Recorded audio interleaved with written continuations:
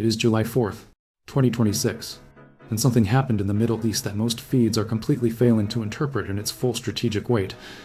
On the surface, it looks like another round of diplomatic updates, another carefully worded statement from mediators, another cycle of controlled escalation into managed optimism. But underneath that surface, a far more significant structural shift is taking shape, one that connects military pressure, leadership targeting rhetoric, and high-stakes nuclear negotiations into a single convergent timeline. Because while American envoys are sitting in Doha trying to stabilize a fragile 60-day framework, Israel has just introduced a variable that fundamentally alters the psychological and operational environment of every actor involved. The Israeli defense minister has publicly stated that Iran's supreme leader is marked for elimination, not as a hypothetical warning, not as abstract deterrence language, as an explicit designation tied to prior strikes and the possibility of further action. In any conventional diplomatic environment, such a statement would trigger immediate crisis-level coordination between allies.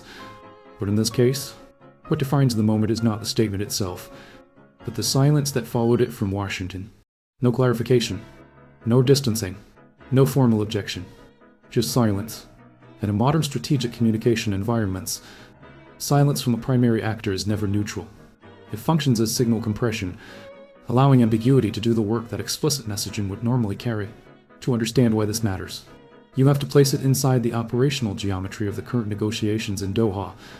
American and Iranian delegations are not sitting across a table. They are operating through intermediaries, with Qatari and Pakistani channels relaying messages back and forth in a controlled diplomatic architecture designed specifically to prevent direct confrontation while still enabling progress.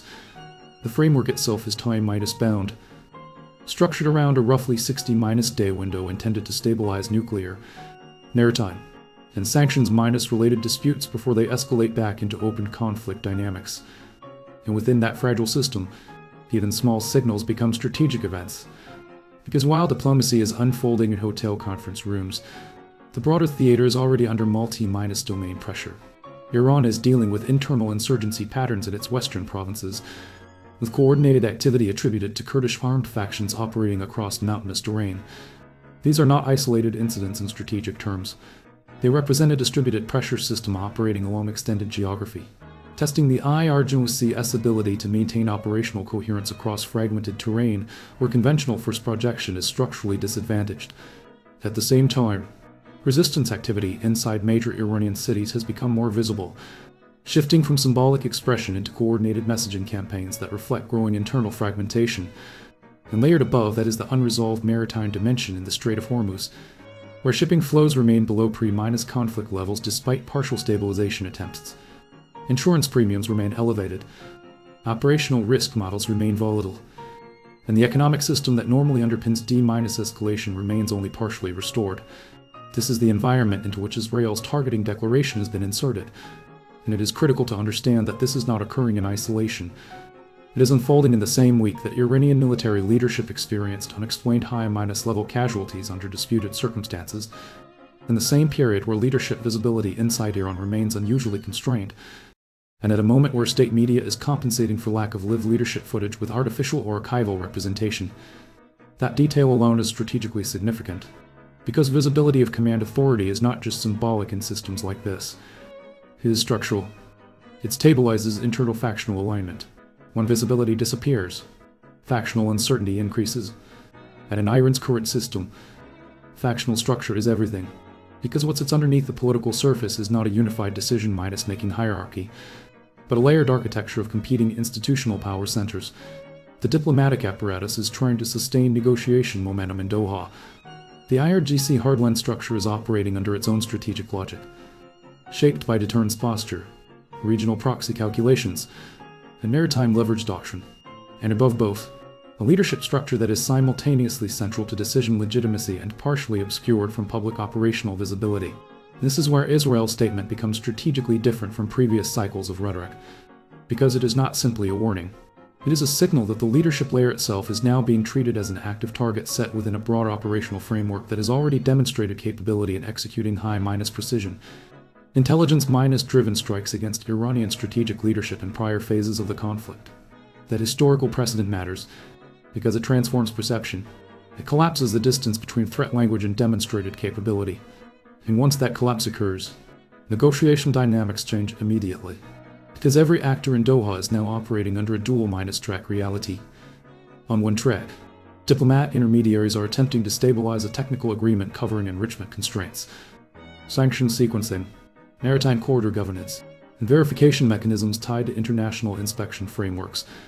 On the other track, a parallel strategic environment is signaling that the leadership structure responsible for ultimately approving or enforcing that agreement may itself be under active targeting consideration. That creates a condition where time is no longer neutral. Time becomes pressure, and pressure compounds across all levels simultaneously: military, political, economic, and psychological. At this stage, even silence becomes part of the architecture. The absence of an American response to Israel's declaration does not reduce tension. It redistributes it. It shifts uncertainty into Tehran's internal decision-making space, where leaders must now interpret whether diplomatic engagement is being structurally insulated from military escalation, or whether both tracks are converging toward a single coordinated pressure environment. And that uncertainty is precisely what defines the next phase of this conflict. Because what happens next is no longer just about negotiations in Doha. It is about whether the internal coherence of decision-making inside Iran can remain stable under simultaneous external military signaling, internal insurgency pressure, maritime economic stress, and unresolved questions about leadership visibility at the very top of the state structure. This is no longer a linear escalation cycle. It is a convergent system, and Doha is simply the visible interface of a far deeper strategic structure that is already under strain from multiple directions at once. Inside Iran, this creates a problem that is not purely military and not purely political. It is structural. The leadership system is already operating under constrained visibility conditions, with decision-making flowing through layered courier networks, fragmented command channels, and regionalized IRGC authority structures that were partially forced into decentralization during earlier phases of the conflict. That decentralization increases resilience at the edges, but it reduces coherence at the center. And in a system where legitimacy is tightly bound to visible authority, absence becomes instability. This is why leadership visibility has become one of the most important hidden variables in the entire conflict.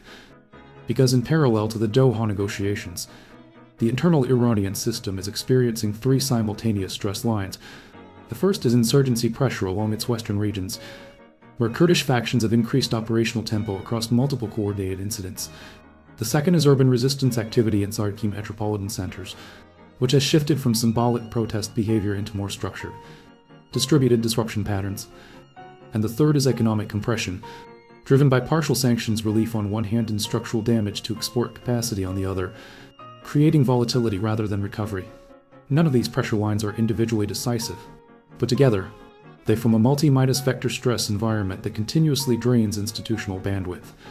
Now layer on top of that the maritime dimension. The Strait of Hormuz is not just a shipping route. It is a liquidity mechanism for the global energy system. Even partial disruption creates disproportionate insurance recalibration, routing uncertainty, and pricing instability. And in the current environment, even after partial stabilization attempts, traffic remains below baseline historical flow rates. That means the system is still operating in a degraded equilibrium.